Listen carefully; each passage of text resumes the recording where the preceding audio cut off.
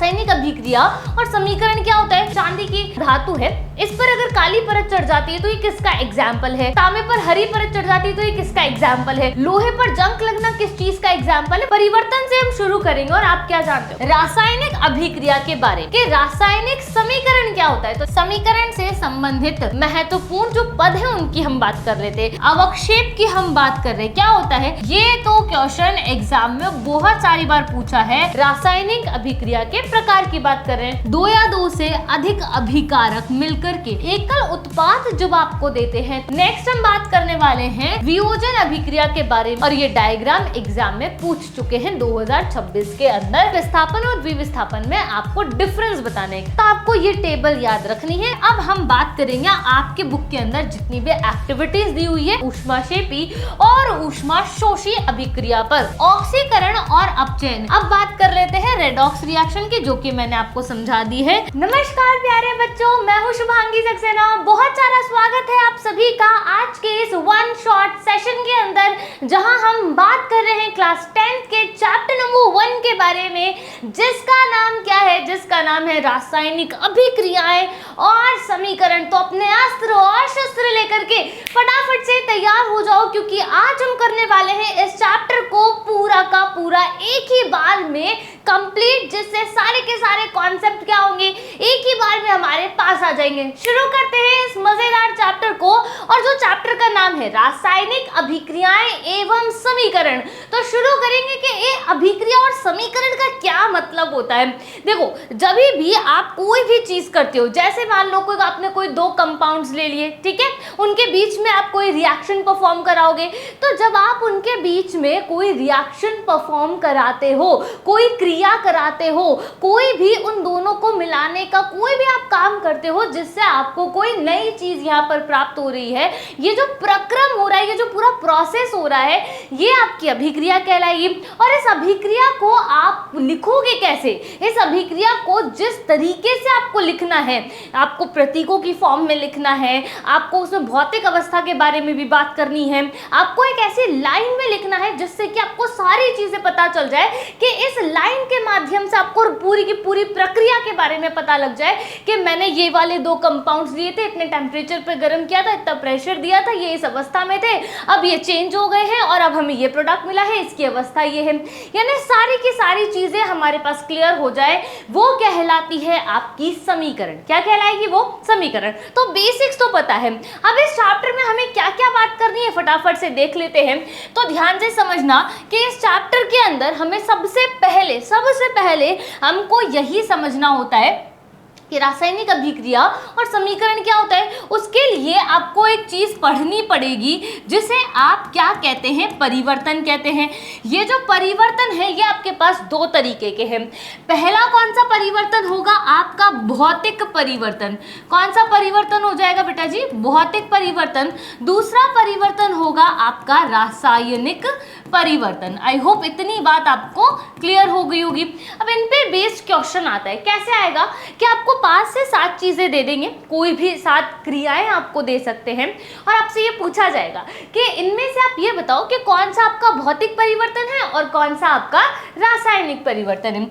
दूसरी जो इंपॉर्टेंट चीज है हमें पढ़ना है रासायनिक जो आपकी अभिक्रिया हो रही है। पहले तो आप समझोगे कि रासायनिक अभिक्रिया होती क्या है, रासायनिक अभिक्रिया को समीकरण के रूप में लिखते कैसे हैं। तो रासायनिक अभिक्रिया और समीकरण के बारे में आप थोड़ी सी बात यहाँ पर पढ़ोगे, ठीक है। समीकरण कि समीकरण क्या होता है, समीकरण को कैसे लिखा जाता है, समीकरण को संतुलित कैसे किया जाता है, यानी कि संतुलित रासायनिक समीकरण की भी हम बात यहाँ पर करने वाले हैं। इतनी बात तो आई होप आपको क्लियर हो गई होगी। रासायनिक समीकरण, ठीक है। नेक्स्ट जो हम बात करने वाले हैं प्यारे बच्चों, वो हम बात करने वाले हैं कि रासायनिक जो अभिक्रिया हो रही है अभी कितने तरीके की हमारे पास है। यानी हम जो बात करने वाले हैं वो बात करने वाले हैं कि रासायनिक अभिक्रिया जो हमारे पास है, इस अभिक्रिया के कितने प्रकार हैं, यानी अभिक्रिया के प्रकार की हम यहाँ बात करने वाले हैं। फोर्थ हमें जो बात करनी है वो बड़ी इंपॉर्टेंट है और वो एग्जाम में बहुत सारी बार पूछी जाती है। ये बात क्या है भाई? ये बात है आपकी संचारण को लेकर के। किसको लेकर के है ये? संचारण। तो यहाँ लिखा जाएगा संचारण की अवधारणा को समझना है। और फिफ्थ जो कि लास्ट टॉपिक है, पर बोर्ड्स वालों का ना ज्यादा फेवरेट है। आप ये मान लो कि अगर बोर्ड्स वालों को चांस मिलता है तो वो 10 में से 7 बार तो इसी क्वेश्चन को, इसी कॉन्सेप्ट को आपसे किसी भी फॉर्म में पूछ लेते, चाहे फिल इन द ब्लैंक्स में पूछ ले, चाहे एमसीक्यू के अंदर पूछ ले, चाहे वन शॉट में पूछ ले। वन शॉट से मेरा मतलब वेरी शॉर्ट है, ठीक है, वन शॉट नहीं वेरी शॉर्ट में पूछ ले, चाहे आपसे जो डिटेल्ड क्वेश्चन आता है उसके अंदर पूछ ले, पर वो पूछेंगे जरूर। उनका ये फेवरेट क्वेश्चन होता है विकृत गंध्यता, जिसे आप इंग्लिश में रैंसिडिटी भी कहते हो। तो बहुत सारी बार ये क्वेश्चन जो है वो पूछा जाता है। अब मैं आपको यहाँ से एक बढ़िया सी बात ये जरूर बता देती हूँ कि बोर्ड्स वालों के कौन कौन से क्वेश्चंस फेवरेट है। तो जब हम बात कर रहे हैं कि बोर्ड्स वाले क्या पूछते हैं, तो देखो उनका फेवरेट क्वेश्चन है कि आप इक्वेशन को कैसे बैलेंस करते हो। तो वो कोई भी 3 या 4 क्वेश्चन आपको देंगे, उसमें एक क्वेश्चन आपको दे देंगे कि इस इक्वेशन को बैलेंस आपको करना है, 1 मार्क या आपको 2 मार्क का क्वेश्चन दे सकते हैं। तो कोई भी समीकरण को कैसे बैलेंस करना है या इसको बैलेंस करो, ऐसा वो आपसे पूछ सकते हैं। ये उनका फेवरेट क्वेश्चन है इस चैप्टर से। फिर है रासायनिक अभिक्रिया के प्रकार की जब हम बात करेंगे तो ये भी उनका फेवरेट क्वेश्चन है। समझ में आ गई इतनी बात, ये जरूर वो पूछा जाएगा। और रासायनिक अभिक्रिया के प्रकार में हम बहुत सारी बातें करते हैं क्योंकि इसके बहुत सारे प्रकार हैं। अब जितने प्रकार होंगे उनके उतने तरीके के उपयोग होंगे। और प्यारे बच्चों साथ ही साथ उनके चित्र भी पूछे जाते हैं। यानी यहाँ से जो एक बहुत इंपॉर्टेंट चीज है वो आपको और याद रखनी है, ये आपसे चित्र जरूर पूछेंगे। क्या पूछेंगे? चित्र जरूर पूछेंगे। फिर ये जो दोनों आपको मेन कॉन्सेप्ट दिख रहे हैं ये भी इंपॉर्टेंट है।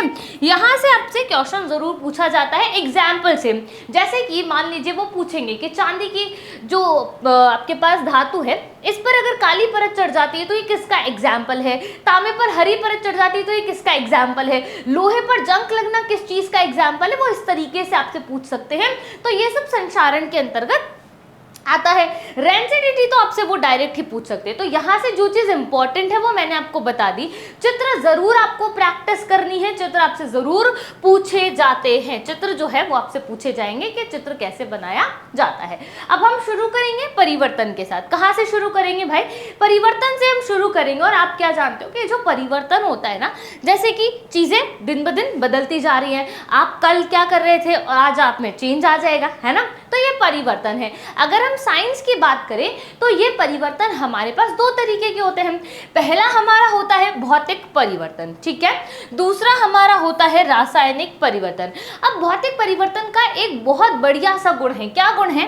कि भौतिक परिवर्तन के अंदर अगर आप बात करोगे तो रंग का परिवर्तन आपको दिखाई देगा, ठीक है, आपको आकृति या हम आकार कह दे उसका परिवर्तन आपको दिखाई देगा, या फिर हम यूं बोले कि आपको अवस्था जो है उसका परिवर्तन यहाँ पर दिखाई देगा। समझ में आ गई इतनी बात?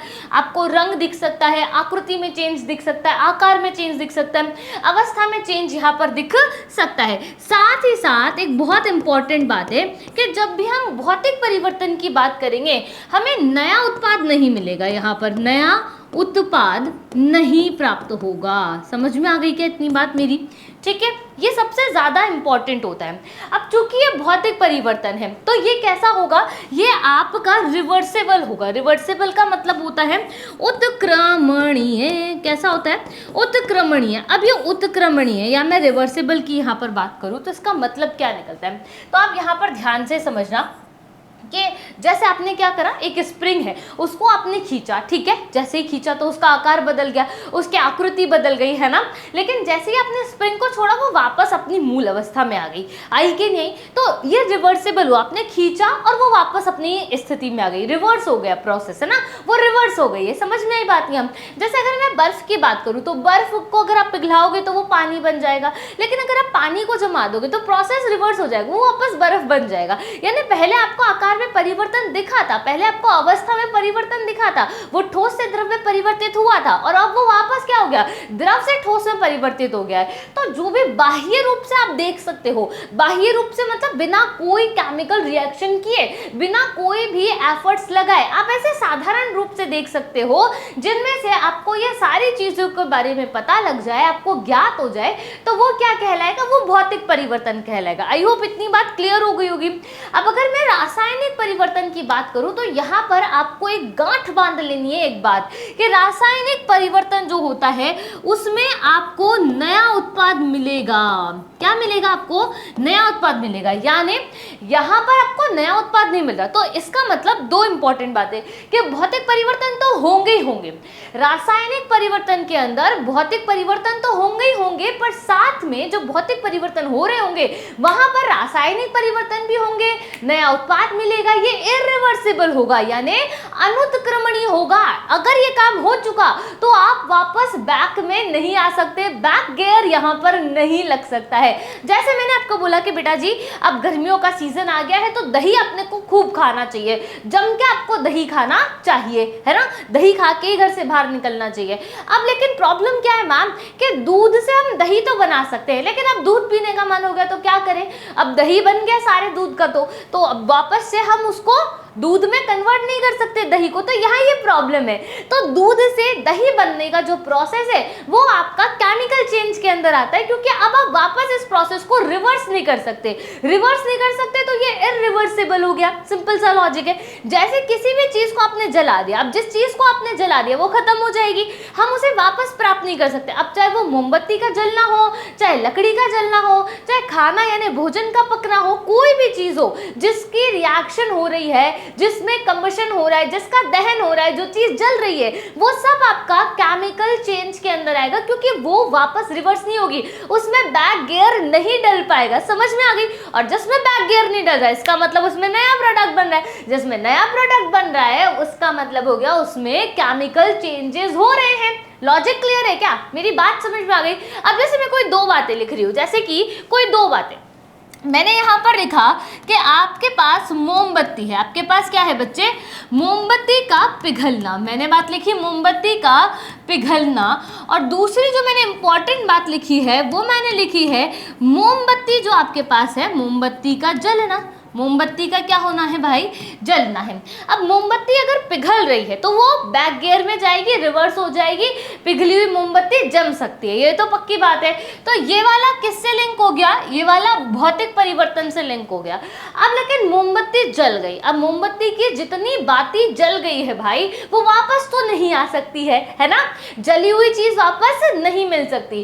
तो ये क्या चेंज हो गया मैम? ये आपका केमिकल चेंज हो गया। समझ में आया लॉजिक? यहाँ पर एक ही चीज के दो बातें हो सकती है बेटा, कि मोमबत्ती मैम पिघल रही है तो कौन सा परिवर्तन है, और ये ना बोर्ड वाले आपसे जरूर पूछते हैं आपको कंफ्यूज करने के लिए, आपके मार्क्स काटने के लिए, पर आप मौका मत देना उन्हें मार्क्स काटने का। समझ में आ गई बात? यहाँ पर वो कैसा भी पेपर आपको दे दे, आपको पेपर फोड़ के आता है। क्लियर है बात यहाँ? चलो, आई होप आपको परिवर्तन यानी भौतिक और रासायनिक दोनों यहाँ पर अच्छे तरीके से क्लियर हो गए होंगे। नेक्स्ट हम बात करते हैं रासायनिक अभिक्रिया के बारे में। अब ये रासायनिक अभिक्रिया क्या होती है मैम? रासायनिक परिवर्तन से जुड़ी ऐसी प्रक्रिया, रासायनिक परिवर्तन कौन कौन से? भौतिक और आपके रासायनिक। तो यहाँ पर हम किसके बात कर रहे हैं? हम बात कर रहे हैं केमिकल चेंज के बारे में। केमिकल चेंज से क्या क्या लॉजिक पता है कि मैम नया उत्पाद मिलेगा हमको क्या मिलेगा? नया उत्पाद। मैम ये अनुत्क्रमणीय होता है, अनुत्क्रमणीय का मतलब इरिवर्सिबल। हम बैक गियर नहीं लगा पाएंगे भाई, हम पीछे नहीं आ पाएंगे। अगर हम जो आगे चले गए हैं तो हम आगे ही बढ़ते जाएंगे, हमको पीछे नहीं आना है, हम पीछे नहीं आ पाएंगे। तो ये कौन सा है? Chemical change. और आपको अपनी पढ़ाई में भी केमिकल चेंज ही करना है कि आप आगे बढ़ते ही चले जाओ, पीछे आपने नहीं आना है। तो आई होप आपको बात क्लियर है। नया उत्पाद आपको मिलेगा, आपके अनुत्क्रमणीय होगा ये, साथ ही साथ बेटा यहाँ पे भौतिक परिवर्तन तो होगा ही, ठीक है, साथ में कौन सा परिवर्तन होगा? रासायनिक परिवर्तन। समझ में आ गई? अब ये जो रासायनिक परिवर्तन है इसमें जो आपको नया उत्पाद मिल रहा है, इस जो उत्पाद है इसके गुण जो होंगे ना वो अपने अलग होंगे। जैसे दही के अपने अलग गुण होते हैं, दूध के अपने अलग गुण होते हैं, पनीर के अपने अलग गुण होते हैं कि नहीं होते? अब आपने मोमबत्ती जला दी है ना, जो चीज जल गई है बच्चे वो राख बन गई, राख के अपने अलग गुण होंगे और मोमबत्ती के अपने अलग गुण होंगे। क्लियर है लॉजिक यहाँ? तो देखो रासायनिक परिवर्तन की हम बात कर रहे हैं जिसमें इतनी सारी चीजें होती है, जो बात अपने को पता है। से जुड़ी ऐसी प्रक्रिया की बात कर रहे हैं जिसमें मूल पदार्थ से, अब मूल पदार्थ यानी अपने कोई भी पदार्थ लिया उससे नए गुण वाला पदार्थ जो है वो आपको मिलता है। क्या मिलता है? नए गुण वाला। जैसे कि अगर हम उदाहरण ले लें यहाँ पर छोटू सा, तो आपको याद रखना है कि दूध जो होता है, क्या होता है यहाँ पर, दूध जो है आपके पास, इस दूध से आपको क्या मिल रहा है, इस दूध से आपको दही मिल रहा है, और दही के जो गुण हैं भाई, दही के गुण नए होते हैं। तो मूल पदार्थ कौन है? दूध। उससे क्या मिल गया? नए गुणों वाला नया पदार्थ जिसका नाम क्या है? दही है। तो उसमें नए ही गुण है, उसमें दूध के कोई गुण नहीं है। समझ में आ गई? चलो, रासायनिक अभिक्रिया में पुराने बंधों का विघटन होता है बेटा। पुराना बंध डेफिनेटली टूटेगा और फिर नए बंधों का यहाँ पर निर्माण होता है। ये मैं आपको इक्वेशन के माध्यम से सिखाऊंगी। जैसे मैं फॉर एन एग्जांपल, ठीक है, हम ना बचपन से पढ़ते आ रहे हैं न्यूट्रलाइजेशन रिएक्शन, उदासीनीकरण अभिक्रिया, या फिर हम ऐसे समझो कि अम्ल और क्षार परस्पर अभिक्रिया करते हैं, लवण और जल देते हैं। तो यहाँ पर मैंने लिखा कि मेरे पास NaOH है, मेरे पास HCl है। अब इन दोनों ने आपस में बॉन्ड बना रखा है, लेकिन यहाँ क्या होगा, यहाँ बोल रहे हैं कि जब भी अभिक्रिया हो गई तो ये पुराने जो बंध हैं ये टूट जाएंगे और आपको नए बंधों का निर्माण होगा। तो देखो नया बंध बन गया कि नहीं बना, यहाँ नए लोग आपको मिले कि नहीं मिले। हाँ, अब अम्ल के और क्षार के अलग गुण होते हैं, ठीक है, लेकिन लवण और जल के गुण अलग होते हैं, इन दोनों से बिल्कुल मैच नहीं होते। समझ में आ गई? नया उत्पाद भी मिल गया और आपको नए गुणों वाला पदार्थ भी यहाँ पर मिल गया जिसके गुण कैसे हैं, बिल्कुल अलग है। तो जब ऐसा होता है तो क्या हो रहा है कि पुराने जो बंध बने हुए थे वो पहले टूटते हैं और फिर नए बंधों का यहाँ निर्माण होता है। और ये पूरी प्रक्रिया में क्या हो रहा है, ये पूरी प्रक्रिया जो है आपकी रासायनिक अभिक्रिया कहला रही है। बताओ बात समझ में आई कि नहीं आई, है कि नहीं? मजेदार चीजें, बहुत बढ़िया। अब रासायनिक अभिक्रिया के बाद हम चर्चा करेंगे बच्चे कि रासायनिक समीकरण क्या होता है। तो ध्यान से समझो, रासायनिक अभिक्रिया को प्रतीकों, वेरी वेरी इंपॉर्टेंट, क्या इंपॉर्टेंट है मैम, प्रतीकों की हम बात कर रहे हैं तथा संकेतों के रूप में व्यक्त करना रासायनिक समीकरण कहलाता है। जैसे फॉर एन एग्जांपल मैंने यहाँ पर एक बात लिखी है, ठीक है, या मैं आपसे एक बात बोल रही हूँ, मैंने आपको बोला कि मैग्नीशियम जो होती है वो ऑक्सीजन से क्रिया करती है या वायु की उपस्थिति में दहन जब करती है तो मैग्नीशियम ऑक्साइड मिलता है। यानी मैंने आपको एक वाक्य दिया, क्या दिया बेटा? वाक्य। इस वाक्य से आप क्या बनाओगे? शब्द समीकरण। क्या बनाओगे आप? शब्द समीकरण। मैम कैसे बनाएंगे? बिल्कुल अभी सीखते हैं। शब्द आप समीकरण बनाओगे। अब ये शब्द समीकरण क्या होती है कि वाक्य के अंदर जो की पॉइंट से उसको अपन हाईलाइट कर लो। मैग्नीशियम ने ऑक्सीजन से क्रिया करी और आपको क्या दे दिया? Magnesium oxide. इसका मतलब शब्द समीकरण के अंदर जो आपके पास चीजें थी वो कौन कौन सी थी बेटा? अगर हम लिखे तो मैम मैग्नीशियम ने क्रिया करी थी तो मैग्नीशियम हमने लिख दिया है, जिससे करी थी उसका नाम ऑक्सीजन लिख दिया है। अब जब क्रिया कर ली है मैम तो इसने एक चीज हमको बना करके दी है जिसको हम कहते हैं मैग्नीशियम ऑक्साइड। क्या कहते हो आप इसको? Magnesium oxide. क्लियर हो गई बात यहाँ? चलो, अब ये आपने पूरा वाक्य पढ़ा था कि मैग्नीशियम ऑक्सीजन से क्रिया करती है, मैग्नीशियम ऑक्साइड मिलती है। यहाँ आपने उसमें से कीवर्ड्स निकाल लिया जैसे शब्द समीकरण का। अब इस शब्द समीकरण से आपको क्या बनानी है? आपको समीकरण बनानी है।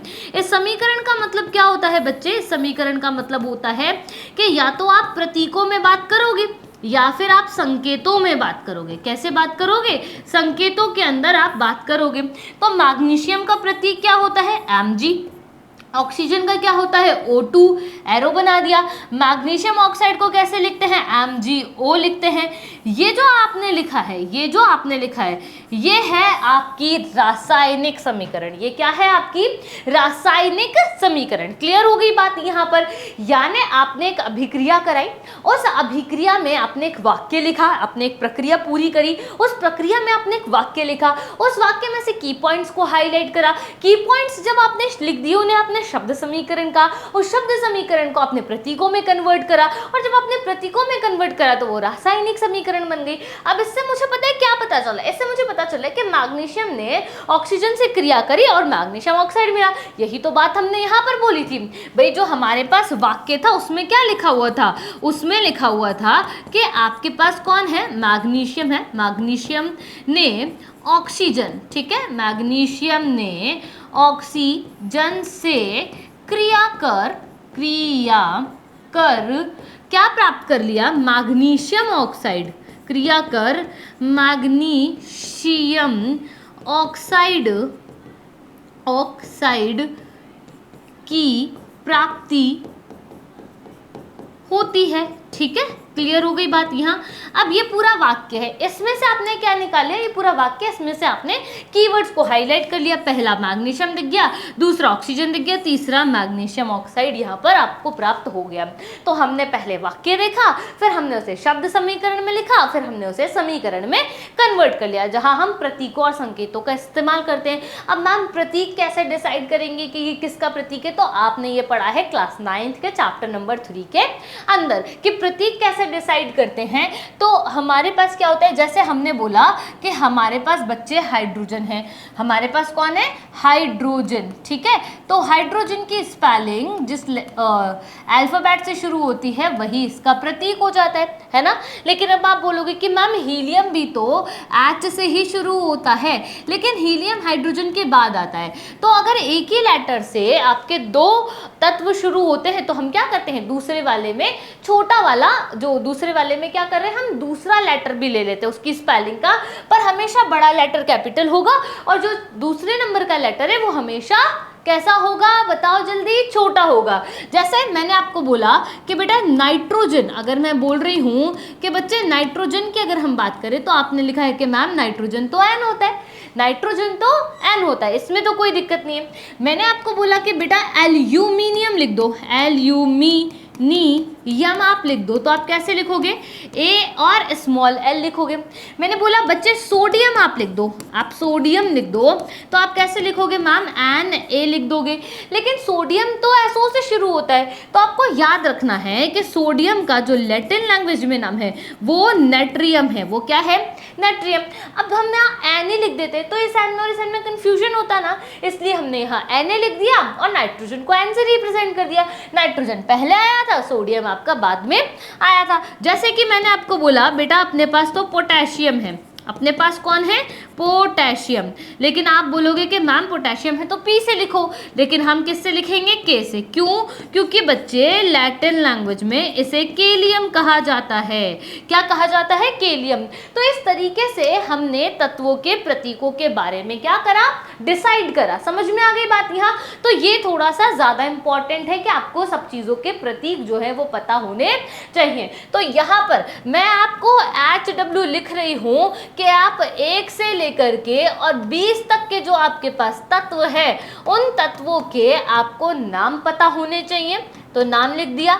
आपको प्रतीक पता होने चाहिए, साथ ही साथ आपको उनकी संयोजकता भी पता होनी चाहिए। संयोजकता क्यों मैम, क्योंकि जब आप फॉर्मूला लिखोगे बच्चे तो फिर फॉर्मूला लिखने में आपको परेशानी नहीं आनी चाहिए। जैसे कि मैंने बोला कि मैम हाइड्रोजन है, हाइड्रोजन हमेशा कैसा होता है बेटा, +1 होता है। अब मैंने बोला कि एल्यूमिनियम है, ये हमेशा कैसा होता है, +3 होता है। सोडियम हमेशा कैसा होता है, +1 होता है।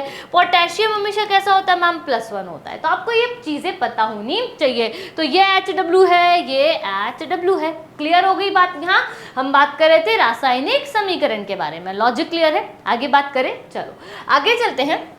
समीकरण से संबंधित महत्वपूर्ण जो पद हैं उनकी हम बात कर लेते हैं कि हम समीकरण को ऐसा कैसे बना दें कि समीकरण पढ़ते ही सामने वाले को ये पता चल जाए कि प्रक्रिया में हुआ क्या क्या है। अभिक्रिया जब हुई थी तो उस अभिक्रिया के अंदर क्या क्या हुआ है, कितनी बातें इस अभिक्रिया के अंदर हुई। सबसे पहले आपको उसकी भौतिक अवस्था लिखनी पड़ेगी। जैसे आपने कोई भी अभिकारक लिया, ठीक है, जैसे आपने कोई भी यहाँ पर अभिकारक लिया है तो मैंने यहाँ पर लिखा है कि अभिकारक।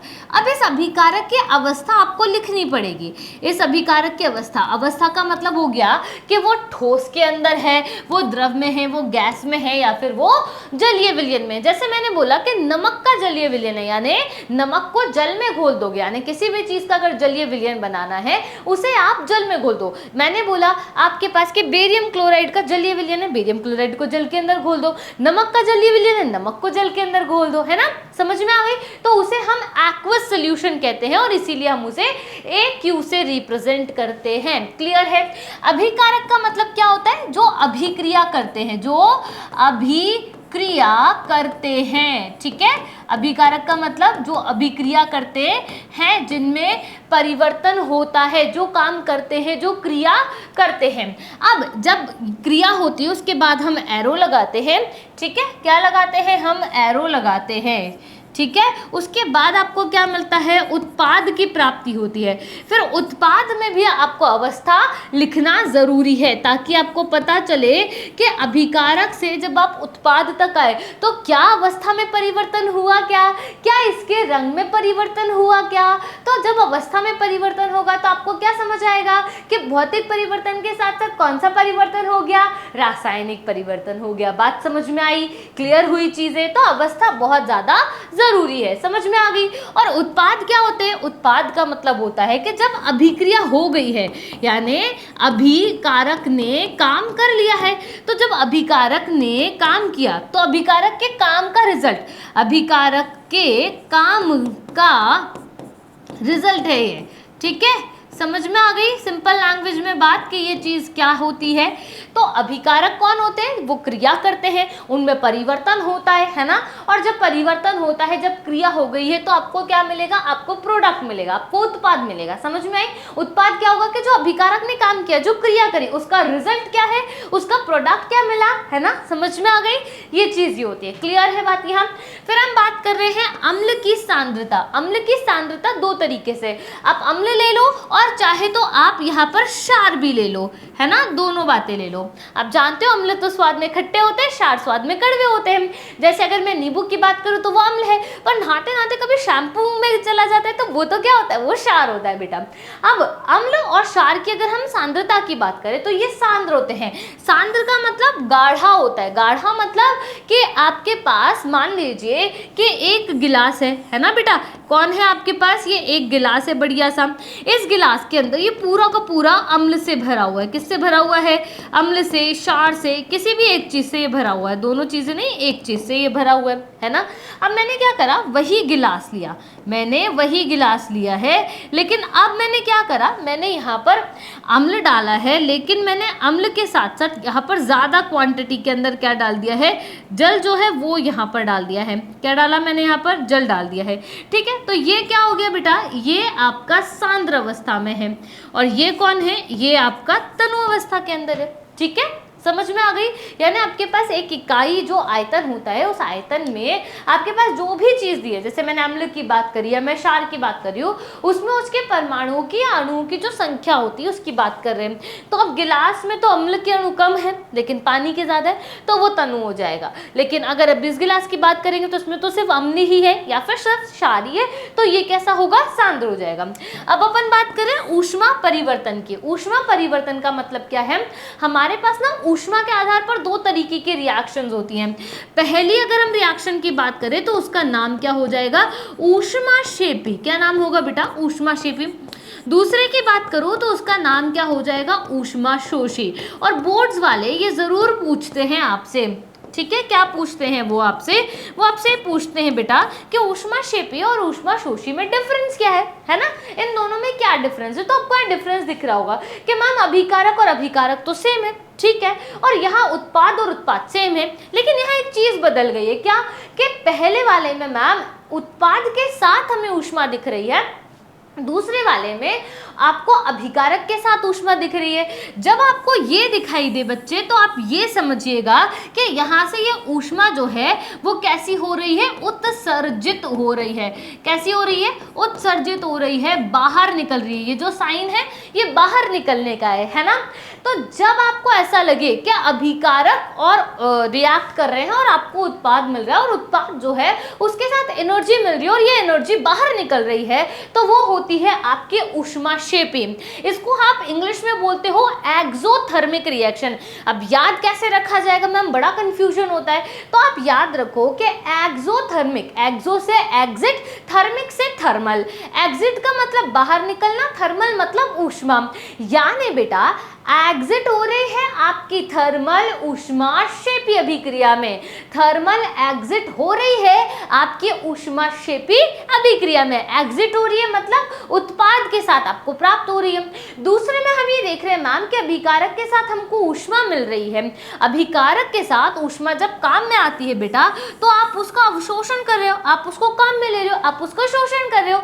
जब आप अभिकारक के साथ ऊष्मा लेते हो जिसका आप क्या करते हो, शोषण करते हो, अवशोषण करते हो, तो आप उसे क्या बोलते हो, आप उसे बोलते हो ऊष्मा शोषी अभिक्रिया, एंडोथर्मिक रिएक्शन। यानी एंडो मतलब एंड और थर्मिक मतलब थर्मल, तो हम एंड तक थर्मल का अवशोषण करेंगे, शोषण करेंगे, तो वो क्या कहलाएगी, ऊष्मा शोषी अभिक्रिया। एक्सोथर्मिक ऊष्माक्षेपी, एंडोथर्मिक ऊष्माशोषी।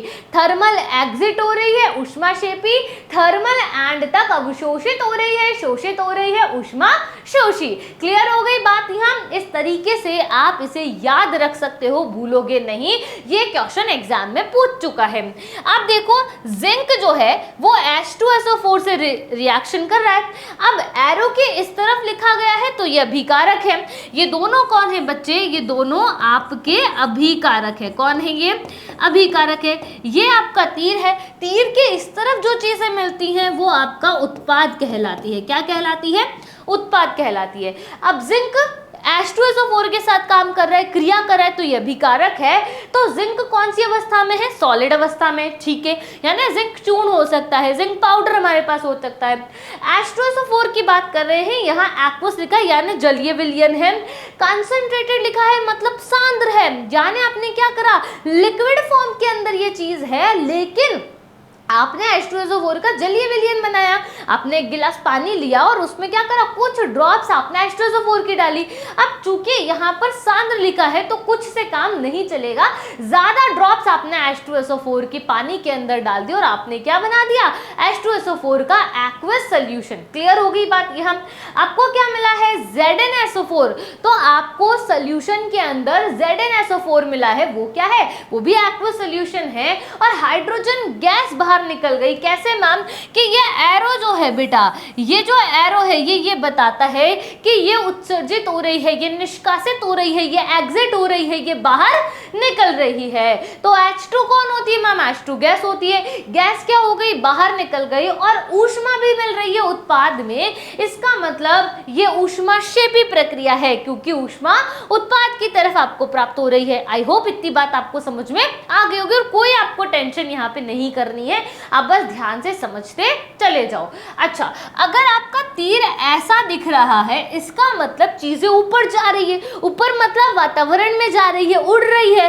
लेकिन अगर आपको तीर ऐसा दिख रहा है, इसका मतलब चीजें नीचे आ रही हैं। नीचे का मतलब क्या होगा कि वो क्या बनाएंगी, अब वो अवक्षेप बनाएंगी। वो टेस्ट ट्यूब में या बीकर में या जार के अंदर या कंटेनर में जो उनका तल है उस पर आकर के एकत्रित हो जाएगी। तो इसका मतलब ऊपर निकल गई, इसका मतलब नीचे आ गई। क्लियर है बात यहाँ? चलिए आगे देखिए, ध्यान से समझिएगा। अवक्षेप की हम बात कर रहे हैं, क्या होता है, वह अघुलनशील ठोस। अघुलनशील का मतलब जो घुलता नहीं है। और कौन सी अवस्था में है, ठोस। जो रासायनिक अभिक्रिया पूर्ण होने के बाद कहाँ बैठ जाता है बच्चे, नीचे बैठ जाता है, जिसे हम इस एरो से रिप्रेजेंट करते हैं। उत्प्रेरक की हम बात कर रहे हैं, उत्प्रेरक को इंग्लिश में कहते हो कैटलिस्ट। अब ये क्या काम करता है, ये आप जब रिएक्शन करा रहे हो और आपके पास समय कम है, आप चाहते हो कि भाई जल्दी से काम खत्म हो जाए फिर हम घर चले जाए, तो आप एक कैटलिस्ट का उपयोग करते हो, ठीक है। ये कैटलिस्ट अभिक्रिया के वेग को फास्ट कर देते हैं, अरे जल्दी जल्दी अभिक्रिया कर लेंगे। लेकिन कैटलिस्ट की बहुत मजेदार बात ये है बच्चे कि कैटलिस्ट जो होते हैं ना, वो खुद जो है वो उस रिएक्शन में कभी भी इन्वॉल्व नहीं होते। वो जब रिएक्शन खत्म हो जाती है तो वो हमें बाहर मिल जाते हैं। समझ में आई बात यहाँ? तो देखो, उत्प्रेरक वह पदार्थ होता है जो किसी रासायनिक अभिक्रिया की गति को बढ़ा देता है। तो जब अभिक्रिया शुरू करते हैं तब तो ये काम में आता है और अभिक्रिया के वेग को बढ़ा देता है। जब अभिक्रिया खत्म हो जाती है तो ये बाहर हमको एज इट इज मिल जाता है, जैसा कि आपने इसको प्रयोग किया था। लॉजिक क्लियर है? आगे चलें। चलिए अब हम बात करते हैं, ये क्वेश्चन एग्जाम में पूछा जाता है कि आपको कैसे पता चलेगा मैम कि यहाँ रासायनिक अभिक्रिया संपन्न हुई है। तो उसके 4 बहुत बढ़िया से काम है। पहला है आपका नए उत्पाद का निर्माण होना। तो यहाँ जो आप देख रहे हो 2MgO, ये क्या है, आपका नया उत्पाद है। ये क्या है बच्चे, नया उत्पाद है। तो आपको पता चला कि केमिकल रिएक्शन यहाँ हो रही है। दूसरा ध्यान से समझना, दूसरा कौन है, गैस का निकलना। तो जब आपने रिएक्शन करवाई, रिएक्शन में आपको यहाँ पर दिखाई दे रहा है, ये एरो आपको बता रहा है कि गैस जो है वो बाहर निकल रही है। तीसरे की अगर मैं बात करूं तो कौन है, तापमान में परिवर्तन हो रहा है। तो यहाँ देखो कैल्शियम ऑक्साइड और वाटर मॉलिक्यूल जो है वो रिएक्ट कर रहे हैं, और लेकिन मुझे यहाँ पर ऊष्मा जो है वो बाहर निकलती हुई दिखाई दे रही है। फोर्थ की अगर हम बात करें तो रंग में परिवर्तन होता है। जैसे कि मैंने लेड नाइट्रेट लिया जो कि कैसा होता है, रंगहीन होता है, रंगहीन ये होता है। अगर हम पोटेशियम आयोडाइड की बात करें तो ये भी रंगहीन होता है। साथ में ध्यान से समझना, लेड नाइट्रेट भी आपका लिक्विड होता है और पोटेशियम आयोडाइड भी लिक्विड होता है। पर आप यहाँ देख रहे हो कि जब ये दोनों रिएक्ट कर रहे हैं आपको PbI2 मिल रहा है जो कि लेड आयोडाइड है। और लेड आयोडाइड क्या होता है, सॉलिड होता है, और ये कैसा होता है, येलो कलर का होता है। ये कैसा होता है बच्चे, येलो कलर का होता है। तो ये देखो, ये देखो, ये एरो नीचे आ रहा है ना, नीचे आ रहा है, इसका मतलब क्या है, नीचे आ रहा है, इसका मतलब ये अवक्षेप है। अवक्षेप को इंग्लिश में क्या कहते हैं, प्रेसिपिटेट की हम बात कर रहे हैं। लॉजिक क्लियर है। नेक्स्ट देखो फिफ्थ वाला, नेक्स्ट देखो फिफ्थ वाला क्या है, अवस्था में परिवर्तन हो रहा है। यहाँ देखो आप, ये गैस अवस्था में, ये गैस अवस्था में है, लेकिन जल का निर्माण हुआ जो कि लिक्विड स्टेट के अंदर है। तो वैसे 4 इंपॉर्टेंट होते हैं, गैस का निकलना, तापमान में परिवर्तन, रंग में परिवर्तन और अवस्था का परिवर्तन। अब जब ये 4 चीजें हो रही है तो हमें हमेशा ही नया उत्पाद मिल रहा है। तो इसीलिए मैंने आपको क्या बोला कि रासायनिक अभिक्रिया के अभिलक्षण कितने, 4 हैं, पर एक जो उसका गुण है, ये कौन है, ये गुण है कि नए उत्पाद तो बनेगा ही बनेगा, तभी तो रासायनिक अभिक्रिया होगी जिसके गुण अलग होंगे। तो ये गुण है, पर आप इन 5 को एज ए अभिलक्षण फीचर्स जो है वो आप लर्न कर लो ताकि आपको कोई प्रॉब्लम नहीं आए। आगे अपन बात करते हैं कि रासायनिक अभिक्रिया को संतुलित कैसे करेंगे। ये तो क्वेश्चन एग्जाम में बहुत सारी बार पूछा है। आपको कोई भी रैंडम रिएक्शन दे देगा, अब वो चाहे वाक्य रूप में दे, चाहे शब्द रूप में दे, चाहे फिर वो आपको इस तरीके से दे दे, आपको उसे बैलेंस करना होता है। अब बैलेंस कैसे करेंगे, आप बस एक लिस्ट बना लो। आप जानते हो यहाँ पर अभिकारक है और यहाँ पर उत्पाद है। अभिकारक को इंग्लिश में रिएक्टेंट्स या रिएजेंट्स बोलते हैं और उत्पाद को आप इंग्लिश में प्रोडक्ट बोलते हो। यहाँ पर जो अभिकारक है आप उन्हें लिख लो, जैसे कि Fe है, जैसे कि हाइड्रोजन है और ऑक्सीजन है। अब Fe कितना दिख रहा है, 1 आपको दिख रहा है तो 1 लिख लो। हाइड्रोजन कितने दिख रहे हैं, 2 दिख रहे हैं। ऑक्सीजन कितनी दिख रही है, 1 आपको दिख रही है। सेम चीज करनी है आपको उत्पाद के साथ। यहाँ आपको आयरन कितने दिख रहे हैं मैम, 3 दिख रहे हैं। कहाँ दिख रहे हैं, ये आयरन के नीचे 3 लिखा हुआ है, ये बता रहा है कि यहाँ आयरन 3 है। ऑक्सीजन के नीचे आपको 4 लिखा हुआ दिखाई दे रहा है, तो वो ये बता रहा है कि ऑक्सीजन 4 है। और हाइड्रोजन जो है वो कितने हैं बेटा, 2 हैं। अब यहाँ देखो, जो चीज बैलेंस है उसको बैलेंस नहीं करना, जो बैलेंस नहीं है उसको बैलेंस करेंगे। यहाँ हाइड्रोजन 2 है मैम, यहाँ भी हाइड्रोजन 2 है, तो हम हाइड्रोजन को बैलेंस नहीं करेंगे, वो ऑलरेडी बैलेंस्ड सिचुएशन के अंदर है। यहाँ आयरन 1 है बेटा, यहाँ आयरन 3 है। ऑक्सीजन 1 है, ऑक्सीजन 4 है। अब 2 बातें करनी पड़ेगी, आयरन को 3 करना पड़ेगा और ऑक्सीजन को 4 करना पड़ेगा। सबसे पहले आयरन को बैलेंस करते हैं। आयरन को बैलेंस करने के लिए आप क्या करोगे, यहाँ 3 से गुणा कर दोगे तो ये 3 हो जाएगा। तो आपने यहाँ पर क्या कर दिया, 3 लिख दिया। यहाँ पर क्या करा, बोलो जल्दी, 3 आपने लिख दिया। क्लियर हो गई इतनी बात। तो 3 लिखते ही आयरन हमारा बैलेंस हो गया है। अब हमें ऑक्सीजन को बैलेंस करना है। ऑक्सीजन हमको कितना करना है, यहाँ पर 4 लिखा हुआ है तो इसको 4 करना पड़ेगा। कितना करना पड़ेगा, बोलो जल्दी मेरे साथ। इसको 4 करना है तो हम मैम यहाँ पर 4 लगा देते हैं क्योंकि एक ही है। अब 4 हो गया, लेकिन जैसे ही 4 हुआ तो आप ध्यान देना कि यहाँ हाइड्रोजन चेंज हो गया, हाइड्रोजन 4 दूनी 8 हो गया है, हाइड्रोजन कितना हो गया है 4 दूनी 8 हाइड्रोजन यहाँ हो गया। अब चूंकि यहाँ पे भी हाइड्रोजन को 8 करना पड़ेगा तो आप यहाँ पर भी क्या लगाओगे 4 लगा दोगे, जैसे ही 4 लगाओगे तो ये 8 हो जाएगा।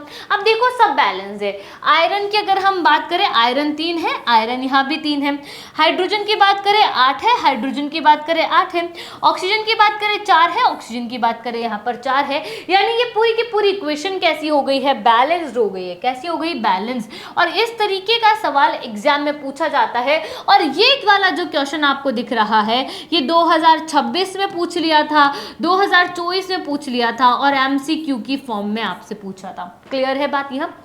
आगे चलिए आगे बात करते हैं वेरी वेरी इंपॉर्टेंट टर्मिनोलॉजी, रासायनिक अभिक्रिया के प्रकार की बात कर रहे हैं। अगर हम बात करें तो देखो यहाँ पर कौन कौन सी रिएक्शंस हैं हमारे पास है। संयोजन अभिक्रिया, वियोजन अभिक्रिया, हमारे पास विस्थापन अभिक्रिया, द्विविस्थापन अभिक्रिया, हमारे पास है उपचयन और अपचयन, ऊष्माक्षेपी और ऊष्माशोषी अभिक्रिया। संयोजन अभिक्रिया को इंग्लिश में आप बोलते हो कॉम्बिनेशन रिएक्शन। जैसे आप कॉम्बिनेशंस बनाते हो ना, कहीं आपने जाना है ना, उसके लिए आपने एक बढ़िया सा लुक डिसाइड करना है खुद के लिए ना, कि मैं तो ऐसे बढ़िया सा सुंदर बन के जाऊंगी या बढ़िया सा बन के जाऊंगा, दोनों ही ठीक है। तो आप एक बहुत बढ़िया सा लुक डिसाइड करते हो कि मुझे ये ड्रेस पहननी है, मैचिंग ये वाले शूज पहनने हैं, सैंडल पहनने हैं, ये टाई लगाना है, ये बेल्ट लगाना है, ये लिपस्टिक लगाना है, ये नेल पेंट लगाना है। तो आप एक पूरा का पूरा लुक जो है वो डिसाइड करते हो और आप बहुत सारी चीजों से क्या करते हो एक लुक बनाते हो। ये वाला पैंट, ये वाला शर्ट, ये वाला बेल्ट, ये वाले शूज, ये सॉक्स, इस तरीके के बाल, ये परफ्यूम, ऐसे ही लड़कियां करती हैं। यानी आपने एक कॉम्बिनेशन बनाया। क्या बनाया? बहुत सारी चीजों का एक कॉम्बिनेशन बनाया। ठीक है, इसका मतलब क्या हुआ कि मैम संयोजन अभिक्रिया भी कुछ उसी तरीके की होती है। कैसे होती है कि जब दो या दो से ज्यादा चीजें मिलकर के एक सिंगल प्रोडक्ट हमें दे दे तो वो संयोजन अभिक्रिया हो जाती है। तो देखो डेफिनेशन, दो या दो से अधिक अभिकारक मिलकर के एकल उत्पाद जब आपको देते हैं तो वो आपकी संयोजन अभिक्रिया होती है। जैसे एक अभिकारक ये है, एक अभिकारक ये है, आपस में इन दोनों की रिएक्शन हो रही है, आपस में दोनों काम कर रहे हैं। अब जब ये दोनों रिएक्शन करें, दोनों काम करें तो ये आपको एक सिंगल प्रोडक्ट देंगे। कंडीशन यही है कि आपको जो प्रोडक्ट मिलेगा वो सिंगल प्रोडक्ट यहाँ मिलना चाहिए। तो ये क्या कहलाएगा? ये कॉम्बिनेशन रिएक्शन कहलाएगी। जैसे मैग्नीशियम और ऑक्सीजन ने रिएक्शन करी पर प्रोडक्ट एक ही दिया, जैसे हाइड्रोजन और ऑक्सीजन ने रिएक्शन करी पर प्रोडक्ट एक ही दिया। सिंपल लॉजिक है कि नहीं? बात समझ में आ रही है? तो ये बड़ा इंपॉर्टेंट सा कॉन्सेप्ट है, समझ में आ गई चीजें। अब संयोजन जो अभिक्रिया होती है ये आपसे 2023 के अंदर पूछा गया था कि संयोजन अभिक्रिया क्या होती है। ठीक है, याद रह जाएगी बात यहाँ। नेक्स्ट हम बात करने वाले हैं वियोजन अभिक्रिया के बारे में और ये भी आपसे 2023 के अंदर पूछा था। मजे की बात ये है कि संयोजन अभिक्रिया की जस्ट उल्टी होती है वियोजन अभिक्रिया। वहां हम बहुत सारी चीजें लेकर के कॉम्बिनेशन बना रहे थे, यहाँ हम क्या करते हैं उस कॉम्बिनेशन को तोड़ देते हैं। कैसे? छोटे छोटे प्रोडक्ट्स में। यानी यहाँ हमारे पास अभिकारक एक ही होता है, एक अभिकारक होता है पर वो छोटे छोटे सरल उत्पादों में टूटता है। यानी अभिकारक कितना है? एक। दिख रहा है सामने? हाँ मैम। और उत्पाद कितने? वो छोटे छोटे सरल अभिकारक जो उत्पाद है उनमें टूटेगा। यानी एक अभिकारक छोटे छोटे सरल उत्पादों में जब टूटता है तो वो वियोजन अभिक्रिया कहलाती है, अपघटन अभिक्रिया कहलाती है, विघटन अभिक्रिया कहलाती है। याद रह जाएगी बात यहाँ। पेपर में क्वेश्चन आया था 2023 में कि संयोजन और वियोजन अभिक्रिया जो है वो क्या होती है, संक्षिप्त में आपने टिप्पणी लिखनी है। ठीक है सी, समझ में आ गई। वियोजन अभिक्रिया के 3 प्रकार होते हैं। कितने प्रकार है बेटा? 3 प्रकार है। पहला जो है वो ऊष्मीय अपघटन है, मतलब ऊष्मा की उपस्थिति में अपघटन कराएंगे, ऊष्मा की उपस्थिति में तोड़ेंगे। जो दूसरा है वो है वैद्युत अपघटन, यानी विद्युत की उपस्थिति में तोड़ेंगे। और प्रकाशीय अपघटन का मतलब होता है प्रकाश की उपस्थिति में तोड़ेंगे। अब जैसे ये वाली रिएक्शन है, यहाँ ये त्रिभुज जो हमने बना रखा है ये त्रिभुज नहीं है, केमिस्ट्री में इसे हम डेल कहते हैं और ये डेल ऊष्मा का प्रतीक होता है। किसका प्रतीक होता है बेटा? ऊष्मा का प्रतीक होता है। ठीक है, यानी कैल्शियम कार्बोनेट। कौन है ये? कैल्शियम कार्बोनेट है, ठीक है। लिखो इसका नाम यहाँ पर। तो मैं यहाँ लिख रही हूँ कि मेरे पास है कैल्शियम कार्बोनेट, है ना। कैल्शियम कार्बोनेट को क्या कर दिया, ये सॉलिड में दिया हुआ था। अब कैल्शियम कार्बोनेट को हमने बहुत सारी एनर्जी दी और जैसे ही आपने एनर्जी दी तो ये टूट गया। कैसे टूटा? कैल्शियम ऑक्साइड और कार्बन डाइऑक्साइड के अंदर। ये CaO का नाम क्या है? Calcium oxide. क्या नाम है? Calcium oxide. या फिर बिना बुझा हुआ चूना, पेपर में पूछा गया था 2026 में कि बिना बुझे हुए चूने का सूत्र क्या होता है? तो CaO कैल्शियम ऑक्साइड होता है। क्लियर है बात ये? हम नेक्स्ट वैद्युत अपघटन की अगर हम बात करें तो आपको यहाँ पे एक ट्रिक याद रखनी है। आपको दो बातें याद रखनी है, OA याद रखना है और आपको HC याद रखना है, ठीक है। OA का क्या मतलब होता है? OA का मतलब होता है O से आपके पास है ऑक्सीजन। O से कौन है? आपके पास ऑक्सीजन है। और आपके पास A से कौन है? A से है आपकी एनोड। A से कौन है? एनोड। यानी ऑक्सीजन जो गैस है वो कहाँ मिलेगी? आपसे एनोड पर मिलेगी। कहाँ पर आकर के मिलेगी? एनोड पर मिलेगी। और अगर हम HC की बात करें बेटा, तो HC का क्या मतलब है मैम? H जो होता है उसका मतलब होता है हाइड्रोजन। क्या मतलब होता है बेटा जी? हाइड्रोजन मतलब होता है। C का मतलब क्या होता है? C का मतलब कैथोड होता है। C का मतलब क्या होता है? कैथोड होता है। यानी कि जब रिएक्शन होगी, आप तोड़ोगे तो यहाँ पर जो आपके पास ग्रेफाइट के जो दो रॉड्स बने हुए हैं, उन दोनों रॉड्स में एक एनोड बनेगा, एक कैथोड बनेगा। तो एनोड जो है वो आपको ऑक्सीजन देगा और जो कैथोड है वो आपको हाइड्रोजन देगा। यानी एनोड पर ऑक्सीजन मिलेगी, कैथोड पर हाइड्रोजन मिलेगी। ये क्वेश्चन एग्जाम में पूछ चुके थे। वैद्युत अपघटन में होता क्या है, ध्यान से सुन लो एक बार। वैद्युत अपघटन के अंदर आप एक बढ़िया सा जार ले लो या एक बढ़िया सा बीकर ले लो या फिर आप एक बढ़िया सा मग ले लो। उसके अंदर आप दो टेस्ट ट्यूब लो और उन टेस्ट ट्यूब के अंदर आपने ग्रेफाइट रॉड को अच्छे से फिक्स कर लेना है। एक सर्किट बनाना है जिसमें आपको वायर्स की जरूरत पड़ेगी और स्विच की जरूरत पड़ेगी। साथ ही साथ आपको किसकी जरूरत पड़ेगी? 6 वोल्ट की आपको बैटरी यहाँ पर ले लेनी है। 6 वोल्ट की जो बैटरी आती है वो ले लेना। आप कनेक्ट करना, चालू करना। जैसे ही आप सर्किट चालू करोगे आपको एक रिएक्शन होती हुई दिखेगी, बुलबुले बनते हुए आपको दिखेंगे टेस्ट ट्यूब के अंदर। जैसे आपको बुलबुले बनते हुए दिखेंगे तो आप समझ जाना यहाँ पर रिएक्शन हो रही है। वाटर जो है वो ब्रेक हो रहा है हाइड्रोजन और ऑक्सीजन में। तो जो एनोड होगा उस पर आपको ऑक्सीजन दिखाई देगी, यानी कि बुलबुले ज्यादा बनते हुए दिखाई देंगे। जो हाइड्रोजन होगा वह कम बुलबुले बनते हुए दिखाई देंगे और वहां कौन होगा? एनोड होगा। क्लियर है बात? यहाँ ये पूछा जाता है, मैंने पूरा आपको समझा दिया है। प्रकाशीय अपघटन की अगर मैं बात करूं तो प्रकाश की उपस्थिति में होता है जहां AgCl जैसे टूट गया 2Ag और Cl2 में, तो ये धूसर रंग का प्राप्त होता है, ग्रे कलर जिसको हम बोलते हैं। लॉजिक क्लियर है? आगे चलें, आ जाओ। तो ये आप बढ़िया सा डायग्राम जो है यहाँ पर देख सकते हो और ये डायग्राम एग्जाम में पूछ चुके हैं 2026 के अंदर। आपको ये बात पता होनी चाहिए। क्लियर है क्या बात यहाँ? तो देखो ऑक्सीजन आपको कहाँ मिल रही है? एनोड पर। और यहाँ आप देख सकते हो कि यहाँ बुलबुले आपको दिख रहे हैं, लेकिन ऑक्सीजन में ज्यादा बुलबुले हैं और हाइड्रोजन में आपको कम बुलबुले हैं, जो कि आपको ऑक्सीजन और हाइड्रोजन को पहचानने में मदद करेगा। क्लियर है बात यहाँ? और अगर आपको ये एक्सपेरिमेंट देखना है तो ई कक्षा का जो यूट्यूब है, यानी यूट्यूब चैनल जो है, उस पर आपको ये एक्सपेरिमेंट मिल जाएगा। आप वहाँ प्लेलिस्ट पर जाइएगा, प्लेलिस्ट में या कोर्स में आपको ये एक्सपेरिमेंट जो है वो मिल जाएगा। क्लियर है? या आप वीडियोस में जाएंगे तो भी बात बन जाएगी। समझ में आ गई बात यहाँ? चलिए नेक्स्ट बात करते हैं। हमारे पास है विस्थापन और द्विविस्थापन अभिक्रिया के बारे में। एग्जाम में क्वेश्चन भी ऐसे ही आता है कि विस्थापन और द्विविस्थापन में आपको डिफरेंस बताना है कि इन दोनों में क्या डिफरेंस है। तो देखो बहुत बहुत सिंपल डिफरेंस है। विस्थापन की बात करें तो इंग्लिश में बोलते हैं डिस्प्लेसमेंट, और द्विविस्थापन की बात करें, विस्थापन के आगे द्वि लगाए मतलब डबल डिस्प्लेसमेंट, 2 बार डिस्प्लेसमेंट हो रहा है। तो विस्थापन के अंदर एक बहुत बढ़िया सी स्टोरी लगती है कि एक आदमी था बहुत ज्यादा हष्टा गट्टा, एकदम हष्ट पुष्ट था, और एक आदमी था बिल्कुल सा दुबला पतला जिसमें बिल्कुल ही ताकत नहीं थी। तो क्या हुआ? उन दोनों में लड़ाई हो गई। अब जब उन दोनों में लड़ाई हुई तो आपको पता है कौन जीता? ऑब्वियस सी बात है, हट्टा गट्टा हष्ट पुष्ट जो आदमी था वही जीता। नहीं नहीं नहीं, यहाँ पे पिक्चर्स की जैसे नहीं हो पाएगा कि जो दुबला आदमी था वो जीत जाएगा, ऐसा कुछ यहाँ पे नहीं होने वाला है, फेकालॉजी नहीं चलेगी, ठीक है। तो यहाँ पर फैक्चुअल हम बात कर रहे हैं, तो जो हट्टा कट्टा आदमी है, जो हष्ट-पुष्ट है, वो दुबले पतले आदमी को क्या कर देगा, फाइट के अंदर हरा देगा। अब जो हट्टा कट्टा आदमी, इसका मतलब वो एक्टिव तो बहुत ज़्यादा है, उसमें ताकत बहुत ज़्यादा है।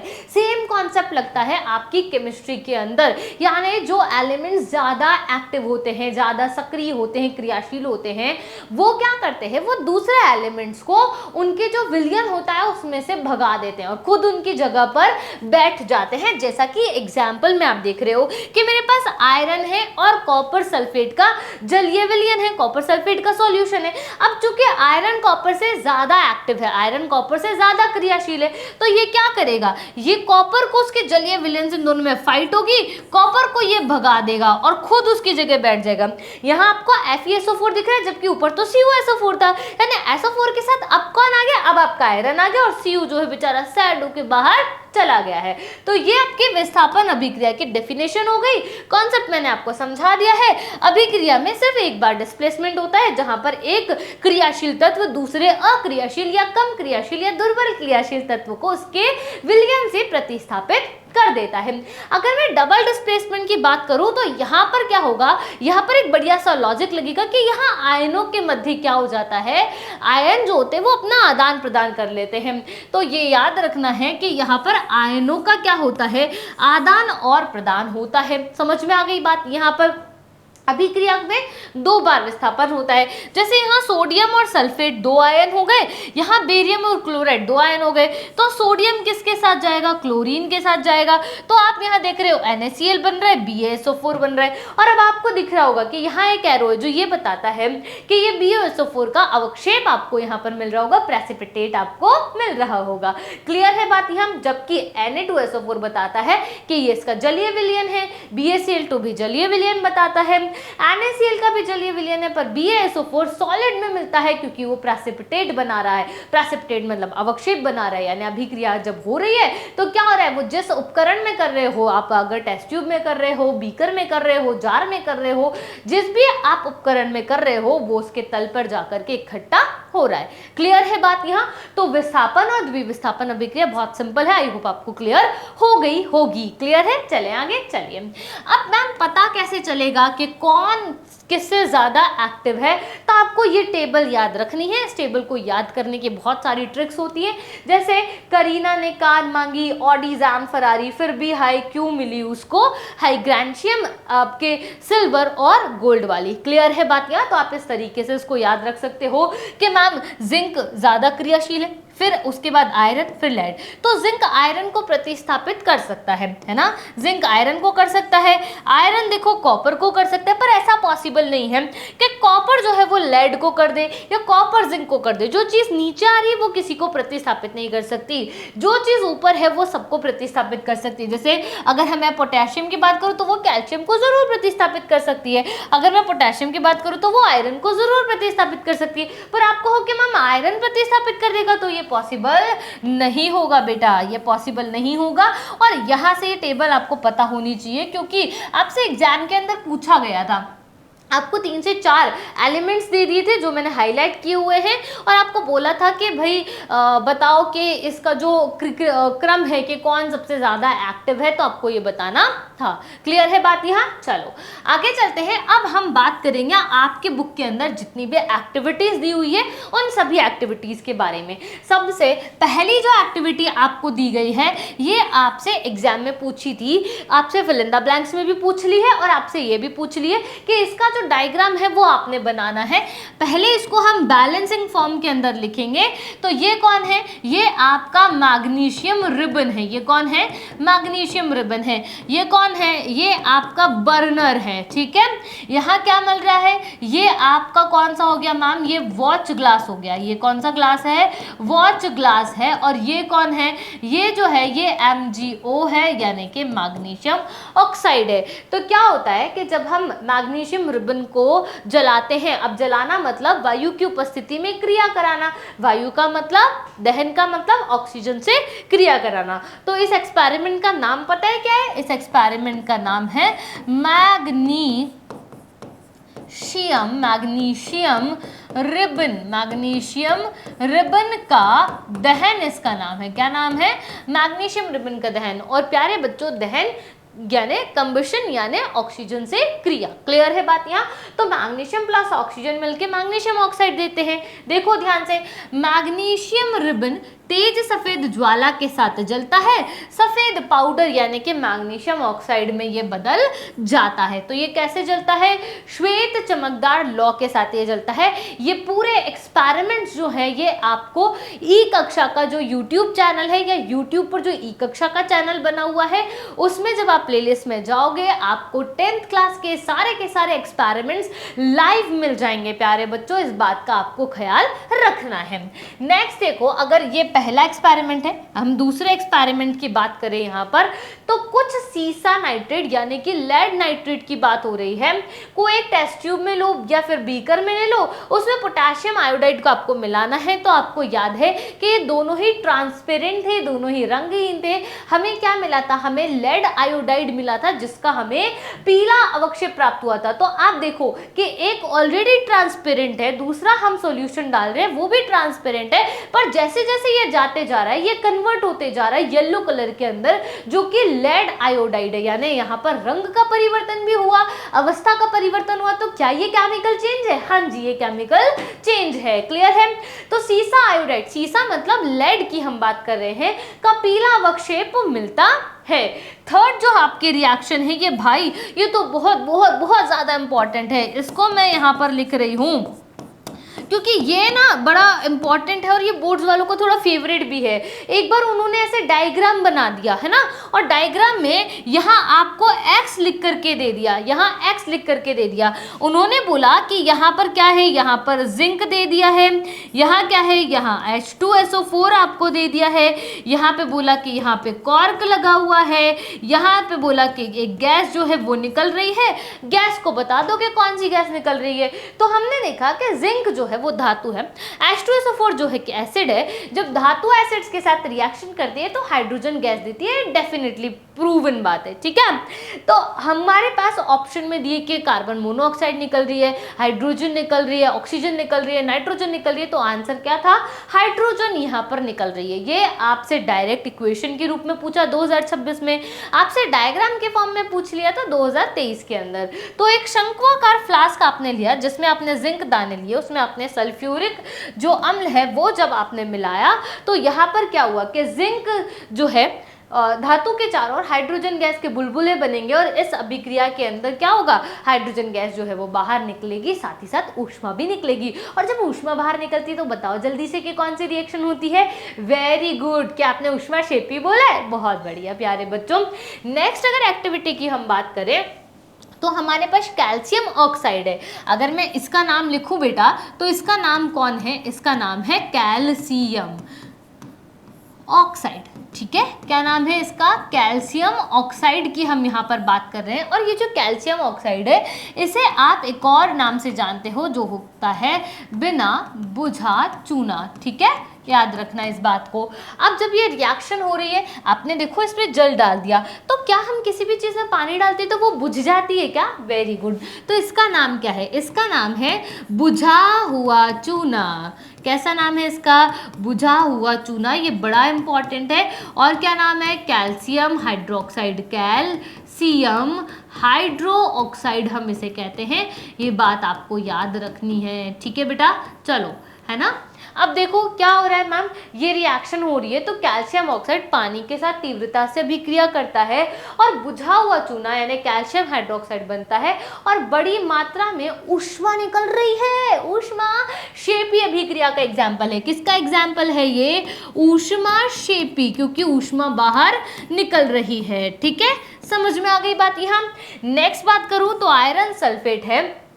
आयरन सल्फेट टूट रहा है किसमें? आयरन ऑक्साइड के अंदर, SO2 में और SO3 में, जो कि क्या है? सल्फर डाइऑक्साइड और सल्फर ट्राइऑक्साइड। तो मूल रूप से कैसा होता है? हरा होता है। पर जब ये टूटता है, जैसे ये तो हरा है ना, ये टूट रहा है। अब ये टूटा तो फेरिक ऑक्साइड मिला ना, जब ये टूटा तो ये आपको कैसा मिलेगा? भूरे रंग का। कैसा मिलेगा? भूरे रंग का, मलीन कलर का ये आपको मिल जाएगा। समझ में आ गई? इससे गंधक की गंध आती है। और ये किसका एग्जाम्पल है बेटा? वियोजन अभिक्रिया का एग्जाम्पल है। वियोजन अभिक्रिया का एग्जाम्पल है, ये बात भी आपको पता होनी चाहिए। कैसे मैम, कैसे? एक अभिकारक छोटे छोटे सरल उत्पादों में टूट रहा है। ये कौन है मैम? ये ऊष्माक्षेपी का भी है और संयोजन अभिक्रिया का भी है, क्योंकि इन दोनों ने मिलकर एक कॉम्बिनेशन बना लिया और उसका रिजल्ट अपने को ये मिला। क्लियर है बात यहाँ? तो आपसे पूछा जा सकता है कि भाई आपको रिएक्शन दे दी और आपको बताना है कि इस रिएक्शन का टाइप क्या है, तो क्या लिखोगे? ऊष्माक्षेपी है, संयोजन अभिक्रिया है। इस रिएक्शन का पूछा तो क्या लिखोगे? वियोजन अभिक्रिया है। आगे चलो क्या? चलो आगे बात करते हैं। नेक्स्ट है लेड नाइट्रेट दिया हुआ है, जिसको आपने गर्म किया और जैसे ही गर्म किया तो आपको तीन चीजें मिली है। यहाँ नाइट्रोजन डाइऑक्साइड मिली है जो कि आपको पास भूरे रंग की होती है। कैसी होती है? भूरे रंग की। ये किस रिएक्शन का एग्जाम्पल है मैम? ये वियोजन अभिक्रिया का एग्जाम्पल है। किसका है? वियोजन अभिक्रिया का एग्जाम्पल है। क्लियर हो गई बात यहाँ? और आपको दिख रहा है कि अभिकारक के साथ ऊष्मा काम में आ रही है, तो ये ऊष्माक्षेपी नहीं, ऊष्माशोषी।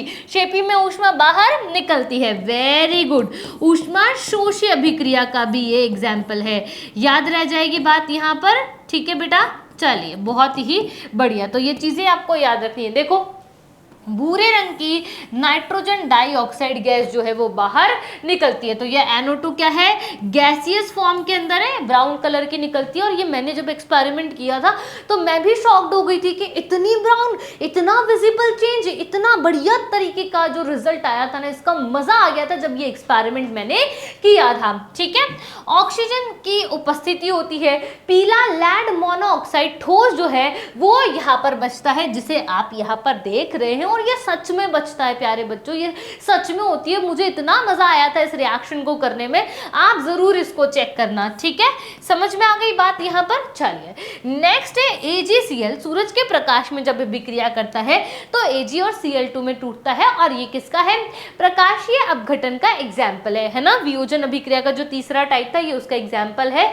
सफेद सिल्वर क्लोराइड धूप में भूरे रंग का हो जाता है। सिंपल बात है। चलिए आगे बात करते हैं। आयरन ने क्या करा? CuSO4 को उसके हमने दो आयरन ले ली कीले, और हमने धागे से बांध करके उनको, जो कॉपर सल्फेट का विलयन था, ये जो कॉपर सल्फेट है इसका विलयन कौन से रंग का होता है? नीले रंग का। कैसा होता है? नीले रंग का। क्या बोलते हैं उसका सामान्य जो नाम है वो है बेटा नीलात होता। क्या नाम है? मार्केट में जिस नाम से मिलता है नीलात होता। इतने सुंदर क्रिस्टल्स है प्यारे बच्चों, मैंने आपको दिखाए हैं, इतने खूबसूरत, इतने सुंदर, आप देखोगे तो मजा आ जाएगा। ये कौन सी रिएक्शन हो रही है कि मैम ये अधिक सक्रिय है। ये कैसा है? अधिक सक्रिय है। कैसा है मैम? अधिक सक्रिय है। ये कॉपर को इसकी जगह से हटा देगा तो ये डिस्प्लेसमेंट रिएक्शन का एग्जाम्पल है, यानी बेटा ये विस्थापन अभिक्रिया का एग्जाम्पल है, याद रखना है। तो देखो यहाँ विलयन का गहरा नीला रंग हल्के रंग में परिवर्तित होता है। लोहे की कील पर क्या हो जाती है? लाल भूरी परत चढ़ जाती है। वो किसकी चढ़ेगी? कॉपर की। और ये एक्सपेरिमेंट में टाइम लगता है थोड़ा सा ज्यादा, यानी इसको करके रखना पड़ता है। मैंने भी इसे करके रखा था। समझ में आ गई बात यहाँ? नेक्स्ट है आपके पास Na2SO4 BaCl2। यहाँ पर आपको श्वेत अवक्षेप मिलता है BaSO4 का। किसका मिलता है बेटा? श्वेत अवक्षेप मिलता है BaSO4 का। क्लियर हो गई बात यहाँ पर? और ये रिएक्शन कुछ इस तरीके से होती है।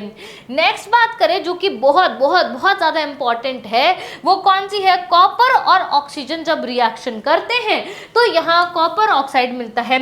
ये जो कॉपर होता है ये भूरे रंग का होता है, लेकिन कॉपर ऑक्साइड जब मिलता है तो भूरे रंग पर काली परत चढ़ जाती है। कौन सी परत चढ़ती है? काली, जो कि आपको इसकी बाउंड्री पर दिख रही होगी। एग्जाम के अंदर आया था कि इसका चित्र बना दो, बस इसका क्या बना दो? चित्र बना दो। तो चित्र बनाने की प्रैक्टिस आपको करनी है। देखो भूरे रंग के कॉपर पर जब ऑक्सीकरण होता है तो काली परत चढ़ जाती है, काली परत का निर्माण यहाँ हो जाता है। क्लियर है बात यहाँ? अब सारे एक्सपेरिमेंट्स के बाद हम आ गए हैं ऊष्माक्षेपी और ऊष्माशोषी अभिक्रिया पर, जहां हमने इसे अच्छे तरीके से याद कर लिया कि अभिकारक जो है अगर आपको रिएक्शन करके क्या दे रहा है, उत्पाद के साथ ऊष्मा दे रहा है, तो वो ऊष्माक्षेपी है, यानी एक्सोथर्मिक रिएक्शन है। एग्जाम्पल आप देख सकते हो, और ये एग्जाम्पल आपसे अभी 2026 के अंदर पूछा गया था, जहां आपसे क्या पूछा था कि ये जो प्रोडक्ट है इसके बारे में आपसे पूछा गया था, ठीक है, और यहाँ पर इसके बारे में पूछा गया था, ये दोनों ही आपसे पूछे गए थे। नेक्स्ट अगर हम बात करें ऑक्सीकरण और अपचयन, जब ये दोनों चीजें साथ में होती है तो आप उसे रेडॉक्स रिएक्शन कहते हो। क्या कहते हो? Redox reaction. क्लियर हो गई बात यहाँ? तो ध्यान से समझना, जब हम सिर्फ ऑक्सीकरण की बात कर रहे हैं उसका मतलब होगा कि ऑक्सीजन जुड़ेगी और हाइड्रोजन निकलेगी। एक बार में या तो ऑक्सीजन जुड़ती हुई आपको दिख जाएगी, या फिर ऐसा हो सकता है कि रिएक्शन में हाइड्रोजन निकलती हुई आपको दिख जाए। सिंपल लॉजिक है। अगर मैं रिडक्शन की बात कर रही हूँ तो रिडक्शन का मतलब हो गया या तो ऑक्सीजन जो है वो बाहर निकलती हुई आपको दिखेगी, या फिर हाइड्रोजन जुड़ता हुआ आपको दिखेगा। जैसे कि यहाँ पर कॉपर के साथ ऑक्सीजन जुड़ रही है, कॉपर अकेला बैठा था, ऑक्सीजन अकेली थी, तो कॉपर जब अकेला होता है तो वो सैड पोजीशन के अंदर होता है। कैसा होता है बेटा? ये सैड होता है ना। अब क्या हुआ, ऑक्सीजन आई, दौड़ी दौड़ी और देखा कॉपर सैड है, चलो जुड़ जाते हैं। जैसे ही जुड़ गए बेटा तो कॉपर हैप्पी हो गया, क्योंकि उसके पास कौन आ गई है? उसके पास ऑक्सीजन आ गई है। ठीक है, तो आपको साफ साफ दिख रहा होगा कि ऑक्सीजन ऐड हो गई। पर यहाँ पर आपको दिख रहा होगा, बहुत बढ़िया, क्या कॉपर के पास ऑलरेडी ऑक्सीजन है। अब जब कॉपर के पास ऑक्सीजन होती है तो कॉपर कौन से मोड के अंदर होता है? कॉपर भाई हैप्पी मोड में होता है। कॉपर कौन से मोड में होता है? हैप्पी मोड के अंदर होता है, ठीक है। लेकिन हाइड्रोजन के पास तो ऑक्सीजन नहीं है, और जिसके पास ऑक्सीजन नहीं होती है वो सैड हो जाता है। वो क्या होता है बेटा? वो सैड हो जाता है, ठीक है, उसका मूड खराब होता है। अब ऑक्सीजन तो बहुत अच्छी होती है, वो देखती है अरे हाइड्रोजन तो सैड हो गया है, तो वो क्या करती है? वो हाइड्रोजन के पास चली जाती है। जैसे ही हाइड्रोजन के पास जाती है तो हाइड्रोजन हैप्पी हो जाता है, और हाइड्रोजन हैप्पी होता है इतने बढ़िया तरीके से। पर अब क्योंकि कॉपर को छोड़ करके गई है, तो जिसको छोड़ करके जाएगी वो बेटा सैड होगा। वो क्या होगा? सैड यहाँ पर होगा। तो देखो, पहले कॉपर हैप्पी था और अब कॉपर सैड हो गया, यानी इसको छोड़ करके चली गई है, और जब छोड़ करके जाती है तो यहाँ पर क्या हो रहा है? ऑक्सीजन की कमी हो रही है, कमी हो रही, इसीलिए तो सैड हो रहा है। तो यहाँ अपचयन हो गया है। अब देखो ध्यान से कि हाइड्रोजन पहले सैड था, लेकिन अब हाइड्रोजन हैप्पी है क्योंकि उसके पास ऑक्सीजन है, यानी ऑक्सीजन जुड़ गई है। जुड़ गई ना, हाइड्रोजन पे देखो यहाँ पे नहीं है, लेकिन जब आप एरो के बाद देखोगे तो आपको दिखेगी ना ऑक्सीजन। तो क्या हो गया है? ऑक्सीकरण, ऑक्सीडेशन, यानी उपचयन यहाँ पर हो गया है, ठीक है। अब जब जिस रिएक्शन में ये दोनों चीजें होती हैं उस रिएक्शन को आप रेडॉक्स रिएक्शन कहते हो। क्या कहते हो? रेडॉक्स। क्लियर है बात? यहाँ समझ में आई चीजें? चलिए अब बात कर लेते हैं रेडॉक्स रिएक्शन की, जो कि मैंने आपको समझा दी है। यहाँ पर अपचयन भी होगा और साथ में उपचयन भी होगा, और उपचयन को आप क्या बोलते हो? उपचयन को आप ऑक्सीडेशन या फिर ऑक्सीकरण कहते हो। क्लियर है लॉजिक? यहाँ याद रह जाएगी बात। चलिए आगे बात करते हैं। अब ये दो इंपॉर्टेंट सी चीजें आ गई, एक है आपका संचारण और एक है आपका विकृत गंधिराम। देखो, जब कभी भी हम धातु के खराब होने की बात करें तो वो संचारण होता है, यानी वस्तु, ठीक है, वस्तु के खराब होने की जब बात की जाती है तो वो कौन होता है? संचारण। पर अगर खाद्य पदार्थ के खराब होने की बात की जाए, खाद्य पदार्थ का खराब होना है ना, खराब होना, तो वो क्या कहलाएगा? विकृत गंधिता। अब समझो ध्यान से कि अगर हम इसके एग्जाम्पल की बात करें तो इसका एग्जाम्पल क्या होता है? लोहे पर जंग लगना, है ना, दिख रहा है आपको कि लोहे पर जंग लग गया। दूसरा अगर मैं बात करूं तो जैसे आपको चांदी दे दी है, क्या दिया है? चांदी का काला होना या चांदी पर काली परत का चढ़ना, तो मैं ऐसा लिख दूं, चांदी पर काली परत, ठीक है। कौन सी परत बेटा? काली परत चढ़ना, ठीक है। चलो नेक्स्ट अगर मैं बात करूं तो तांबे पर हरी परत का चढ़ना, तांबे पर हरी परत का चढ़ना। ठीक है, समझ में आई?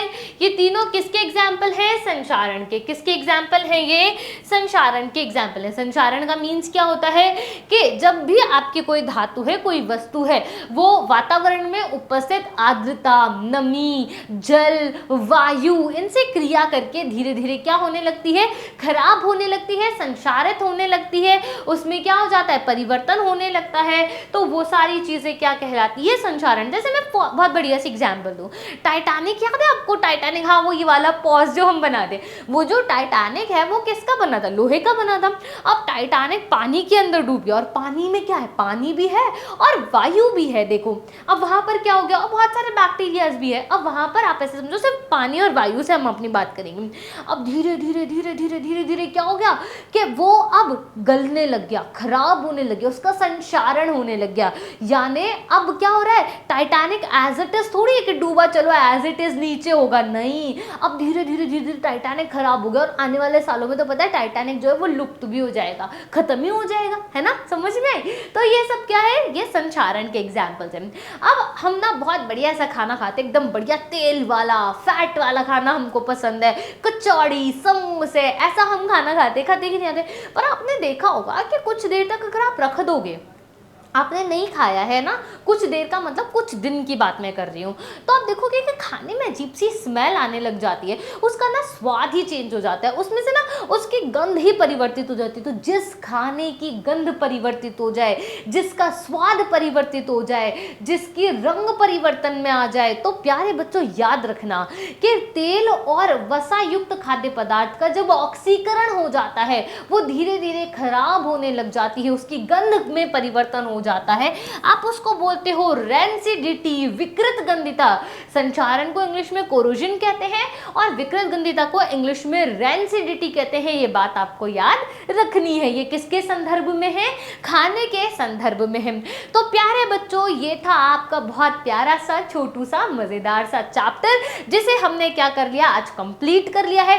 अब आपके लिए एक बहुत बढ़िया सा होमवर्क है। क्या होमवर्क है? इस चैप्टर पर बेस्ड आपकी जो इंटेक्स्ट क्वेश्चन है और जो आपके एक्सरसाइज के क्वेश्चन है, आपको उन्हें सॉल्व करना है। एक एक क्वेश्चन को अपने हाथ से सॉल्व करना है प्यारे बच्चों। और जो क्वेश्चन आपसे सॉल्व नहीं होंगे, इस वीडियो के नीचे कमेंट सेक्शन में आप मुझे क्वेश्चन नंबर और पेज नंबर लिख करके उस क्वेश्चन को भेज दीजिए। हम एक क्लास लेंगे जिसके अंदर हम इन सारे क्वेश्चंस को सॉल्व कर लेंगे। ठीक है प्यारे बच्चों, तो इस चैप्टर के लिए मेरे साथ जुड़ने के लिए आप सभी का बहुत बहुत धन्यवाद। मिलते हैं आपसे नेक्स्ट चैप्टर में, तब तक के लिए धन्यवाद।